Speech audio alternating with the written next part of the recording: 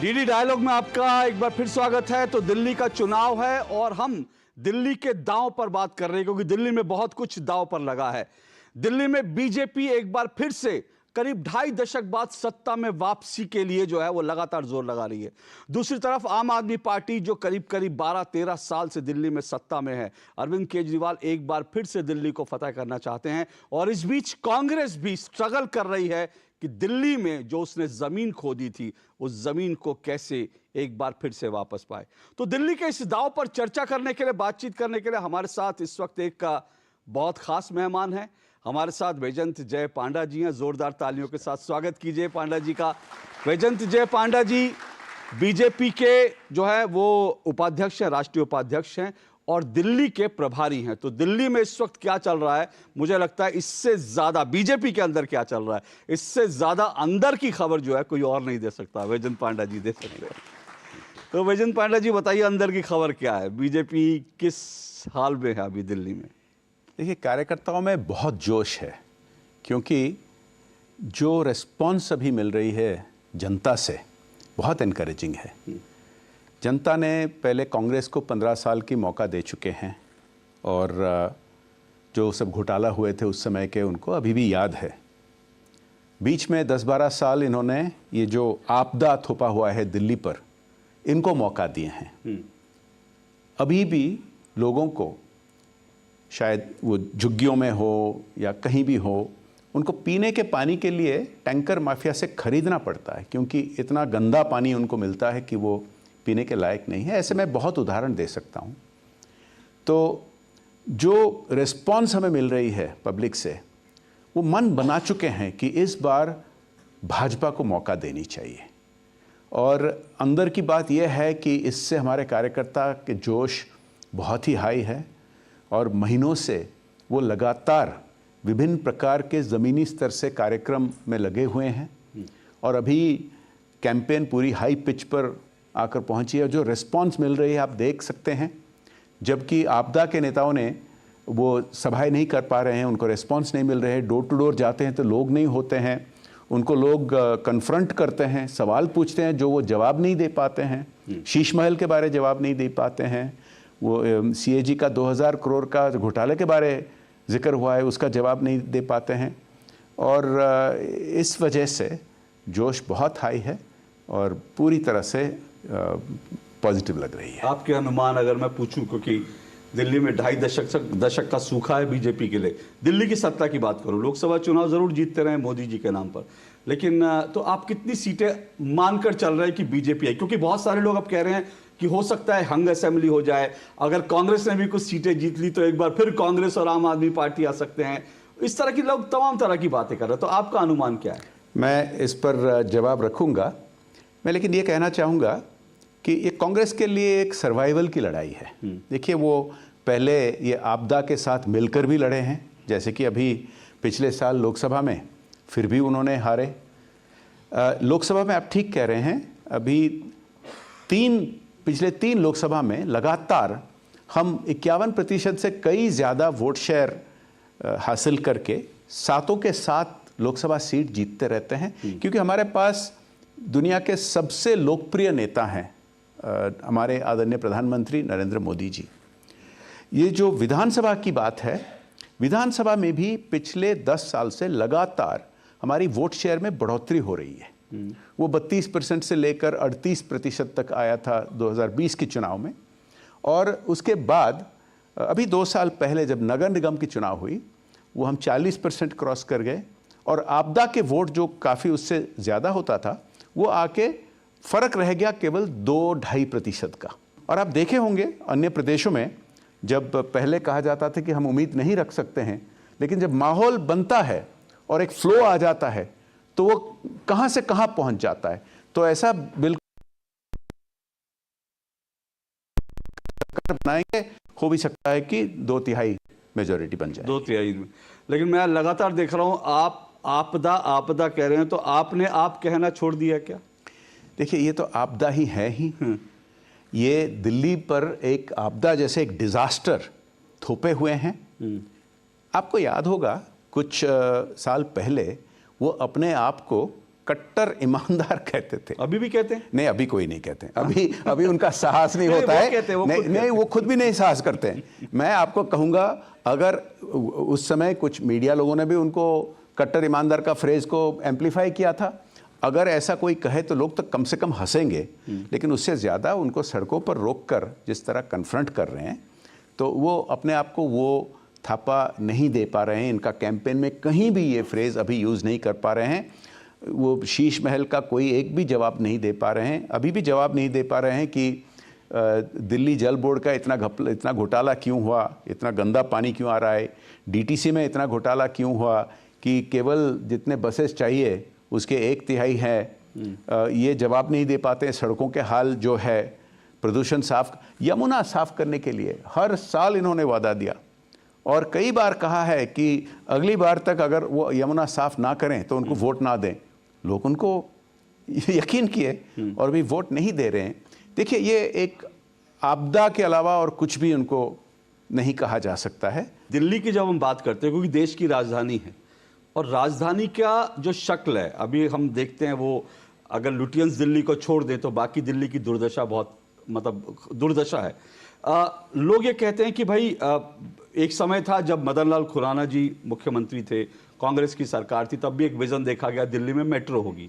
उसके बाद शीला जी आई और उसके बाद अटल जी की सरकार थी, उसके बाद मनमोहन सरकार थी। सबने दिल्ली को लेकर केंद्र और सेंटर के जो राज्य सरकार है उन्होंने कोऑर्डिनेशन के साथ काम किया। तो दिल्ली में हमने मेट्रो देखी, आज सबसे लंबी मेट्रो है। फिर हमने देखा दिल्ली में फ्लाईओवर का जाल बिछा। लेकिन पिछले 10 से 12 साल में दिल्ली में जो है इंफ्रास्ट्रक्चर के नाम पर है, दिल्ली की दशा सुधारने के लिए कुछ नहीं हुआ। अब लोग कहते हैं कि इसमें सबसे बड़ा कारण सेंटर और राज्य के बीच जो है लड़ाई है। तो अगर ये लड़ाई इस दुर्दशा का कारण है तो उसमें जिम्मेदार तो केंद्र सरकार भी हुई ना, क्योंकि एक पार्ट तो आप भी है ना, केंद्र सरकार। बिल्कुल नहीं, ये लेकिन अहम सवाल है और मैं इसका जवाब देना चाहूँगा। देखिए, पिछले 10 साल में प्रधानमंत्री मोदी जी के नेतृत्व में भारत अभी 5th लार्जेस्ट इकोनॉमी बन गई है और फास्टेस्ट ग्रोइंग जीडीपी पूरे दुनिया भर, पूरे पृथ्वी सारा भारत की प्रशंसा हो रही है।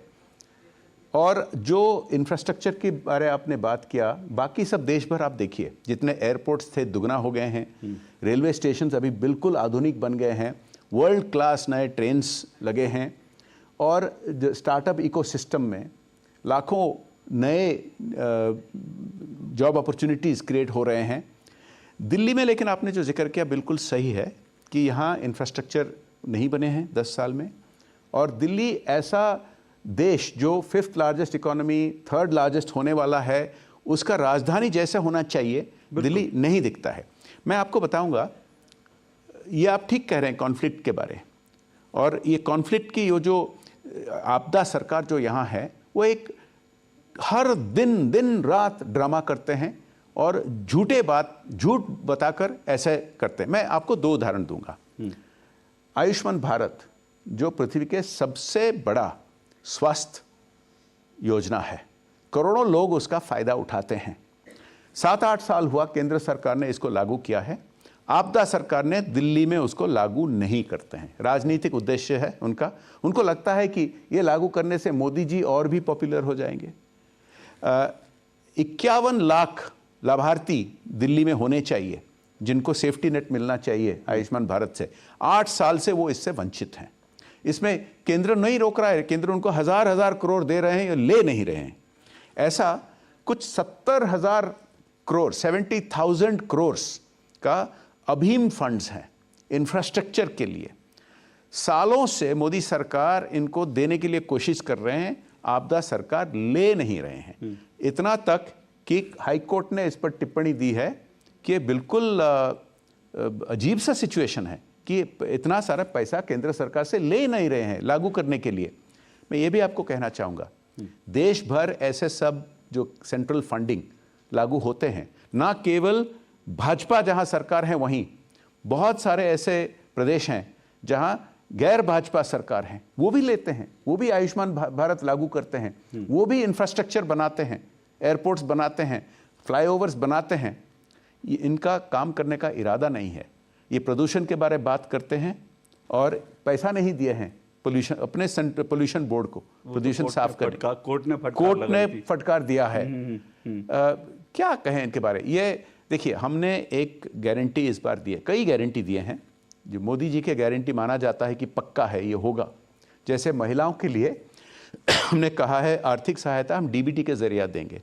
हम इसका ट्रैक रिकॉर्ड है, मध्य प्रदेश में लाडली बहन, उड़ीसा में सुभद्रा योजना, कई प्रदेशों में दिए हैं, और जहां बोले हैं इमीडिएटली सरकार बनाने के बाद उसको लागू किए हैं।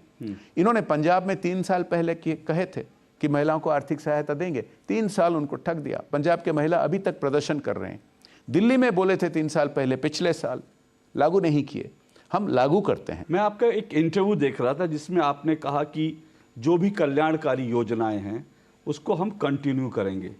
अब सवाल यह है कि जिनको आप कंटिन्यू करने के लिए, अब उसमें बिजली और पानी का भी बात आ रही है, उसमें मोहल्ला क्लिनिक की भी बात आ रही है, तो सवाल यह है कि अगर ये कल्याणकारी योजनाएं हैं तो फिर आप लोगों ने रेवड़ी क्यों कहा था? जिनको आप लोग रेवड़ी कहते थे, अब वो 2100 दे रहे थे, अब आप 2500 कह रहे हैं।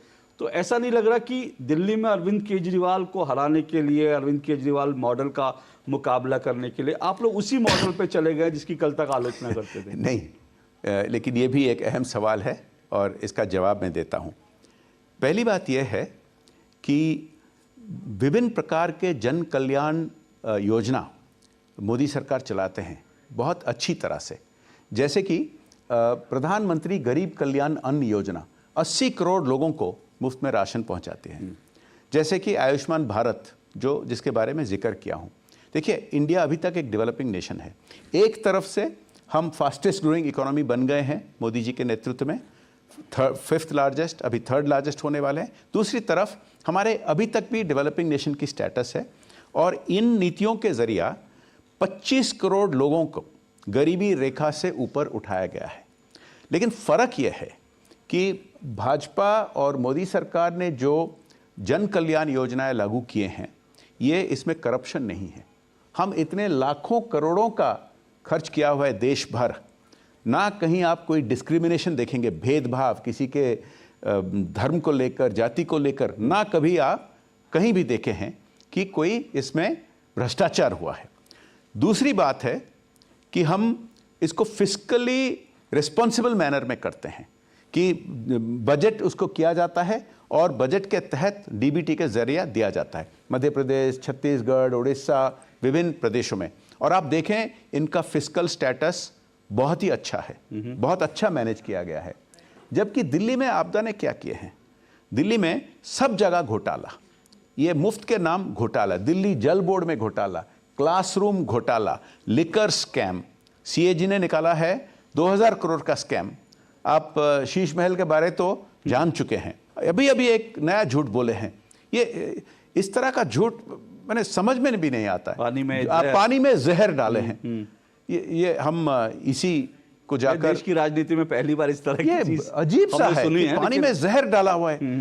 ये लोग जान चुके हैं ये किस तरह का धोखेबाज हैं और ठगते हैं लोगों को, और 10 साल भरोसा रखे हैं इन पर, इन्होंने उनको ठग दिया।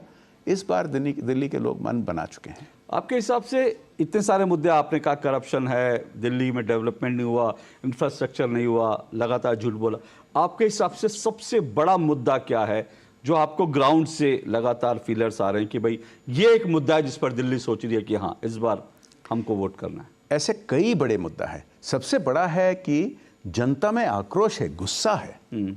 देखिए, जब मैं पहले भी शायद कहा आपको कि जब झुग्गियों में 10 साल से इन्होंने कह रहे हैं आपदा लोगों ने कि आपको हम साफ पानी देंगे, अभी तक 10 साल हो गए हैं, वो पानी पीने का लायक नहीं है। अगर कोई उस पानी को पिएगा तो टाइफॉइड हो जाएगा।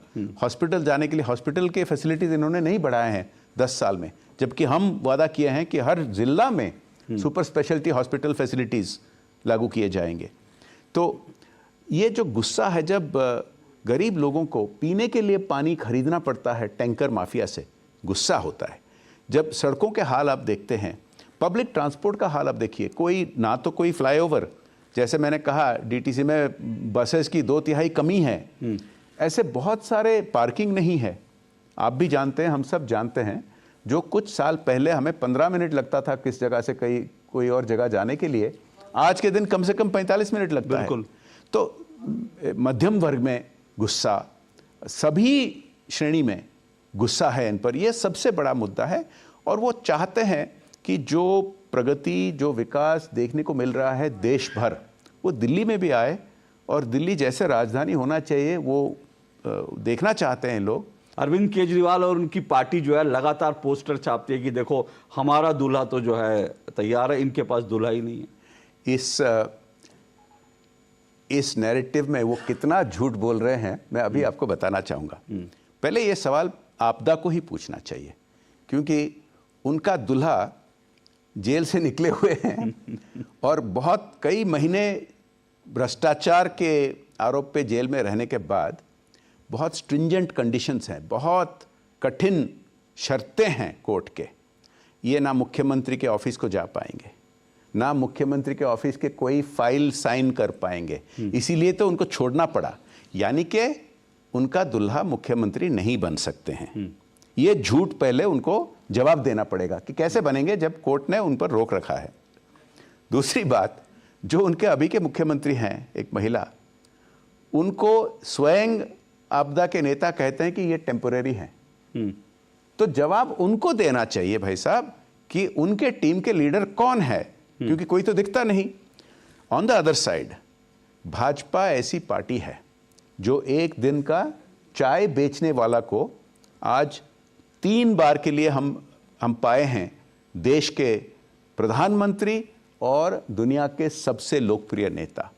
हमारे पार्टी में कोई भी कार्यकर्ता जो मेहनत करते हैं, लोगों से जुड़े रहते हैं, वो बन सकते हैं, आगे बढ़ सकते हैं। आप देखिए उड़ीसा में, राजस्थान में, मध्य प्रदेश में, सब जगह हमारे कलेक्टिव लीडरशिप होती है। अच्छा, दिल्ली में घुसपैठिया एक मुद्दा है क्या? क्योंकि एक तरफ हम घुसपैठियों को आप बाहर निकालने की बात होती है तो अरविंद केजरीवाल कहते हैं कि भाई दिल्ली तक आ गए तो हमने थोड़ी बसाए तो निकाला।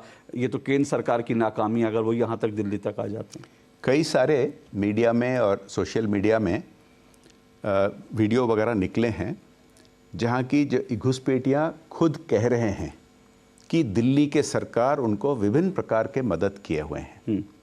ऐसे कई पकड़े गए हैं इलेक्टोरल रोल्स पे, फर्जी जो नागरिक नहीं हैं, घुसपैठियाँ, उनका नाम आ गया था।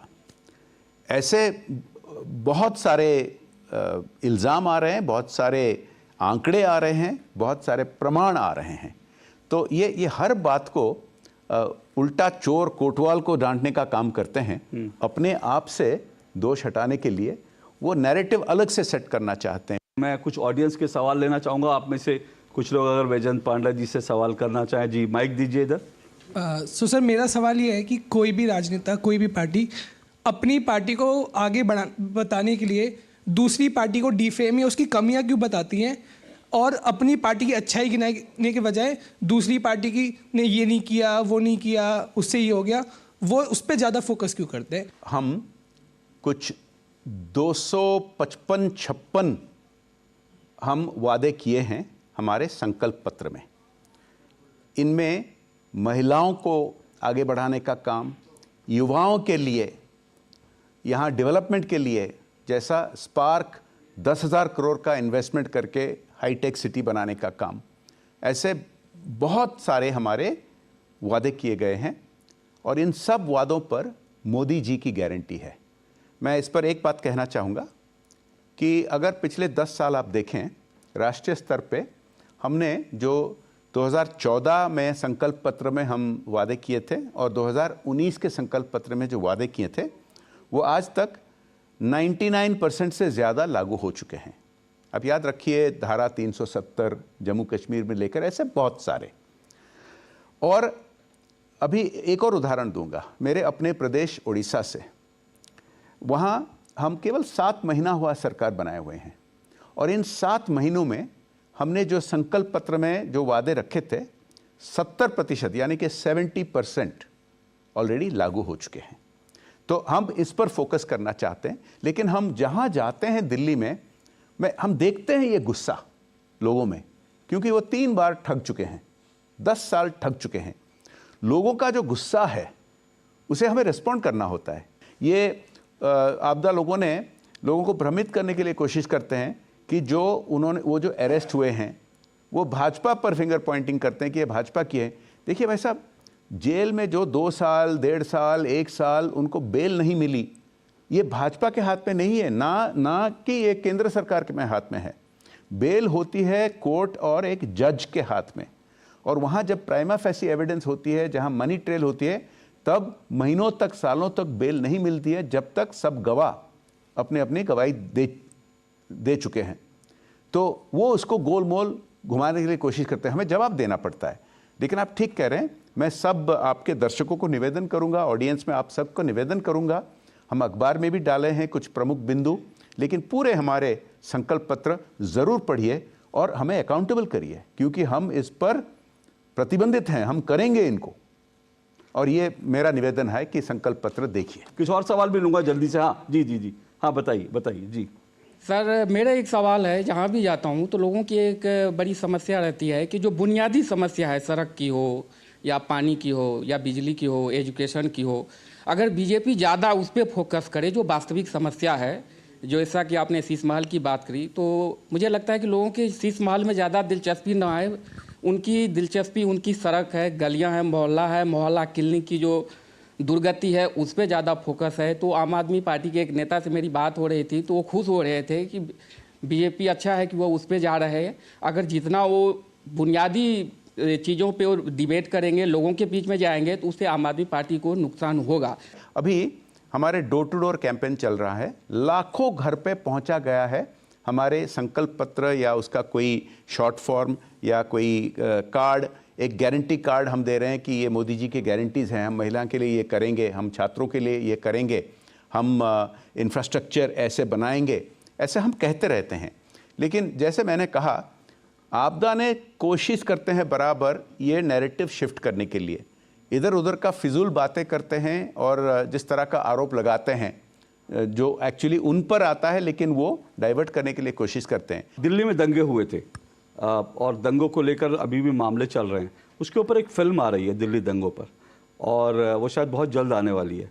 अभिषेक मनु सिंघवी ने कांग्रेस की तरफ से एक प्रेस कॉन्फ्रेंस करके कहा है कि ये बीजेपी जो है ये वोट को पोलराइज करने के लिए और इस तरह की फिल्में प्रमोट करती है ताकि दिल्ली का माहौल बिगड़े, दंगों की बात हो दिल्ली में जो दंगे हुए थे। ये कांग्रेस की पुरानी आदत है कि असलियत को छिपाते हैं, कोशिश करते हैं, प्रयास करते हैं और वोट बैंक पॉलिटिक्स करते हैं। जो याद करिए, कांग्रेस का भी ट्रैक रिकॉर्ड क्या है दंगों में, बहुत सारे हैं। याद करिए कि कांग्रेस भी जो वादा करती है हिमाचल में उसको लागू नहीं किया, जो कर्नाटका में वादा किया उसको लागू नहीं किया, और असलियत जब बाहर निकलती है, जैसे कश्मीर फाइल्स के जरिए पंडितों का जो हाल हुआ था जम्मू कश्मीर में, इन्होंने, आपदा ने उसका मजाक उड़ाया दिल्ली असेंबली में। कांग्रेस के कई सारे नेता कहे, इसको दबाने के लिए कोशिश किए। देखिए, दिल्ली में जो दंगा हुआ, आप सब दिल्ली में रहते हैं, क्या आप नहीं देखे थे, आप नहीं दिखाए थे अपने स्क्रीन पे ये लोग जो धमकी देते थे कि असम को काट देंगे भारत से, जो लोग भारत के टुकड़े टुकड़े करेंगे करके नारा देते थे, उनके भाषण आपने नहीं देखा, आपने नहीं सुना, आपने खुद दिखाया होगा। क्या जो लोग एक आईबी ऑफिसर को कई दिनों तक टॉर्चर करके उनका मर्डर किया, अभी जेल में है, जेल से लड़ रहे हैं एक अलग पार्टी से, क्या ये सच्चाई नहीं है? तो ये आपको सोचना पड़ेगा। असम से बदरुद्दीन अजमल, वहाँ के बड़े मुस्लिम नेता, हालांकि चुनाव हार गए थे इस बार, उन्होंने भी कह दिया कि बहुत सारे मुसलमान मिलकर जो है आम आदमी पार्टी को जिताएं। क्या ये वोट जिहाद है? देखिए, वो बदरुद्दीन अजमल का जो ट्रैक रिकॉर्ड है असम में, शायद दिल्ली के लोग इतना उनको नहीं जानते होंगे। जिस तरह के वो वहाँ लोगों को प्रोवोक करते हैं, उकसाते हैं, अगर दिल्ली में वो करते हैं तो उनको आप सवाल पूछना चाहिए, आप क्यों पोलराइज कर रहे हैं? उनको पूछना चाहिए, आप ऐसे लोगों के लिए क्यों प्रचार कर रहे हैं जो केंद्रीय ऑफिसर्स का हत्या किए हुए हैं? उनको पूछना चाहिए कि विभिन्न प्रकार के जो इश्यूज हैं वो दिल्ली के विकास पर चर्चा करें। 38% पर बीजेपी विधानसभा चुनाव में आके ठहर जाती है। लोकसभा चुनाव में आपका चाहे जाती है नहीं, हाँ। 32 से 38 तक लगातार बढ़ोतरी हुआ है, था। लेकिन और वो 5 साल पहले की बात। हाँ। फिर उसके बाद नगर निगम में 40 टप गए थे, जबकि आपदा ने 50 से कम के 42 तक आए थे। उसके बाद उन्होंने 2 साल जेल में रहे हैं उनके नेता लोग, और सीएजी का रिपोर्ट निकला है। इसके बाद अभी निकट में हरियाणा में, महाराष्ट्र में चुनाव के बाद लेकिन आपको 50% के ऊपर जाना पड़ेगा ना, अगर दिल्ली में आप चाहते हैं सरकार बनाना। हम बहुत आगे हैं उनसे। हाँ। दिल्ली के लोग, मैं बार बार आपको कह रहा हूं, आप जाके आप विभिन्न मोहल्ला में, विभिन्न सड़कों पर आप लोगों के मत लीजिए। आपको देखने को मिलेगा कितना गुस्सा है लोगों में कि वो इस मन बना चुके हैं ठीक। और दूसरों को वो 15 साल 12 साल मौका दे चुके हैं। अभी एक नारा सभी के मुंह पे है कि भाजपा को मौका देना चाहिए। चलिए, वो नारा कितना लोगों के मन में है वो तो पता चलेगा। 5 तारीख को पोलिंग, 8 का इंतजार करना पड़ेगा। लेकिन बहुत बहुत शुक्रिया वैजयंत पांडा जी। चुनाव का टाइम है, आप लोगों की लंबी लंबी बैठकें होती हैं, उसमें से आप समय निकाल कर आए हमसे चर्चा की। बहुत बहुत शुक्रिया। एक बार फिर जोरदार ताली वैजयंत पांडा जी के लिए। बहुत बहुत शुक्रिया, आभार सर।